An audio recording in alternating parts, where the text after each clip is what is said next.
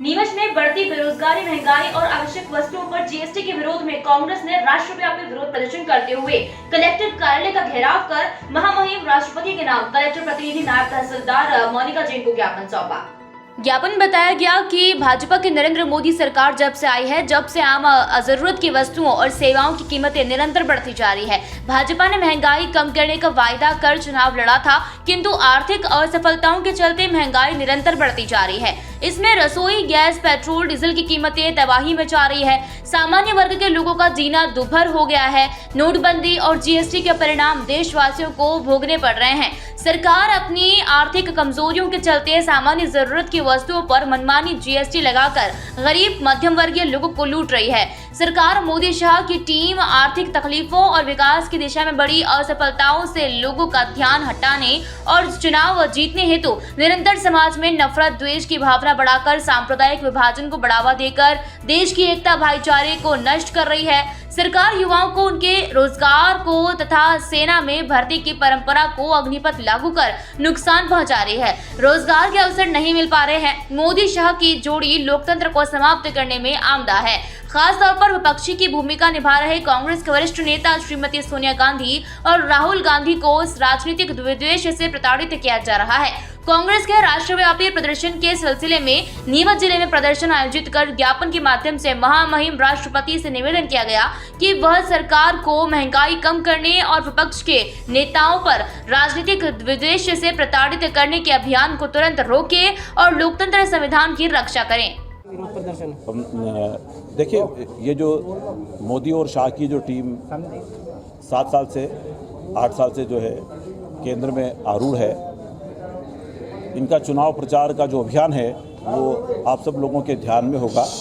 इन्होंने एक मुद्दा बनाया था कि अगर हमारी सरकार बनी और हम सरकार में गए तो महंगाई कम करें। वो कहते थे कि हम पेट्रोल और डीजल 30 रुपये लीटर करेंगे। रसोई गैस का सिलेंडर उस वक्त 400 रुपये हुआ करता था, ये उसको 300 रुपये करने की बात करते थे। इन 7 सालों में देखा कि इन दिनों सिलेंडर की कीमत हो गई 1125 रुपये और पेट्रोल और डीजल 100 रुपये से ऊपर चल रहा है। पहले कहते थे कि रुपए की कीमत और डॉलर की कीमत की तुलना करा करते थे और मनमोहन सिंह सरकार की हंसी उड़ाया करते थे। मोदी जी के वो सारे पुराने वीडियो इन दिनों वायरल हो रहे हैं। आज हालत ये हो गई है कि डॉलर और रुपए की कीमत में जो अंतर है और जो वृद्धि की स्थिति है वो आसमान पर है। कुल मिलाकर के भारतीय जनता पार्टी के लोग आर्थिक मामलों में, सरकार चलाने के मामले में, विकास के मामले में पूरी तरह से असफल रहे हैं और चुनाव जीतने के लिए एक हथकंडा अपना रखा है। वे जब भी असफलताओं की बात होती है तो वे या तो सांप्रदायिक विभाजन का सहारा लेते हैं या राष्ट्रभक्ति के मुद्दे बढ़ा करके लोगों को बेवकूफ़ बनाने की कोशिश करते हैं। आज जो हमने सबसे बड़ा विरोध किया है कि बढ़ती हुई महंगाई के विरोध में किया है, बेरोजगारी के विरोध में किया है, अग्निपथ के बारे में किया है और विपक्ष के लोगों को ईडी जैसी संस्थाओं के माध्यम से, पुलिस के माध्यम से, सीबीआई के माध्यम से जिस तरीके से चुन करके प्रताड़ित किया जा रहा है उसके विरोध में हमने ज्ञापन दिया है। और जो सबसे बड़ी बात है, जो लोग पिछले 60 साल से तिरंगे से नफरत करते थे, आज आप देख रहे हो चुनाव अब नज़दीक आ गया है तो घर घर तिरंगा लेकर के जा रहे हैं। ये वो लोग हैं जिन्होंने आज़ादी की आंदोलन में कोई भूमिका अदा नहीं करी। ये वो लोग हैं जो तिरंगे से नफरत करते थे, अपनी संस्थाओं पर कभी तिरंगा नहीं फहराते थे।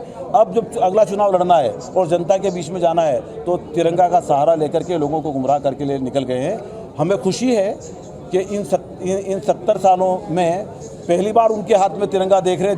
जिन्होंने कभी तिरंगा हाथ में नहीं लिया वो अब तिरंगा लेकर के गाँव में निकल रहे हैं। मैं उनको धन्यवाद देता हूं। उनको सद्बुद्धि जो आई है उसके लिए मैं उनको धन्यवाद देता हूं कि वे राष्ट्रभक्ति में थोड़ा और वे प्रयास करें, वे सांप्रदायिकता को छोड़ें और धर्मनिरपेक्षता को स्वीकार करें, वे विभाजन की बात को छोड़ें और सब संप्रदायों में प्रेम की बात करें और उसके लिए भी यात्रा निकाले तो इस देश के लिए और देश के आम लोगों के लिए लाभकारी होगा। साहब, अभी विरोध प्रदर्शन आपके द्वारा किया जा रहा है, बड़ा आह्वान किया जा रहा है कि संख्या बल जो है कांग्रेस के साथ लगातार कम होता जा रहा है।